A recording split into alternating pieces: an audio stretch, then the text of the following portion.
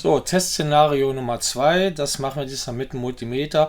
Ich habe hier ein kleines, sehr preiswertes, das kann auch mal durch die Gegend fliegen. Das hat hier eine Gummiummantelung, das heißt, ich nehme das auch mal so oder das kippt. Ich kann es hier aufstellen, wenn ich es mal irgendwo brauche zum genauer messen. Das funktioniert alles.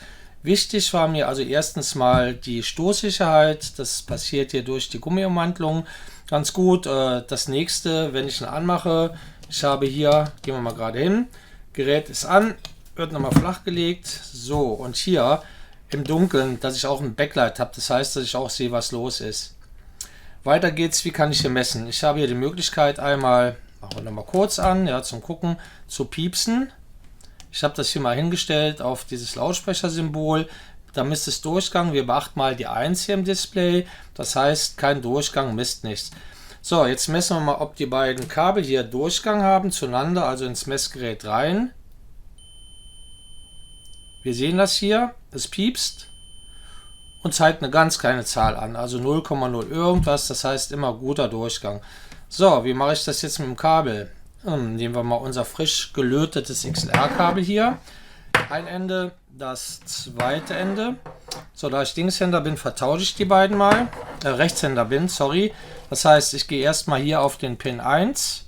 Ja, den suchen wir uns mal hier raus. Das wäre der Schirm. Und messe dann hier mal durch, ob ich hier auf Pin 1 rauskomme. Ja, mache ich. Zu den anderen beiden Pins habe ich keinen Kontakt, das ist super. Ich gehe mal weiter hier auf den Pin 3. Das ist dieser hier. Geht. Die anderen Pins machen keinen Kontakt, auch super. So, der letzte, das heißt, ich muss einfach nur noch mal auf Durchgang messen. Alles perfekt, so kann ich mit dem Kabel an den Start gehen, das funktioniert. In aller Regel, wenn ich Kabel messe, ist es recht sinnvoll, die Kabel unter Stress zu messen. Das heißt, hier an den Kabelenden wackeln oder auch mal das Kabel strecken. Damit kann man also auch versteckte Fehler entdecken. Das heißt, dass die Enden hier im Kabel beispielsweise durch den Mantel wieder ein bisschen aneinander gedrückt werden, aber im Betrieb auseinandergehen. Ja, das war mal so der Schnellkurs gewesen. Wie gehe ich mit dem Multimeter oder auch hier mit dem Kollegen, den wir gerade hatten, mit dem Kabeltest an die Sachen ran. Das geht schnell mit ein bisschen Übung, ist mal da auch rucki zucki. Das heißt, man kann Kabel reparieren, Kabel neu löten. Man ist auch sehr sicher, dass die funktionieren, weil man es selber gemacht hat und kann das auch im Nachhinein überprüfen.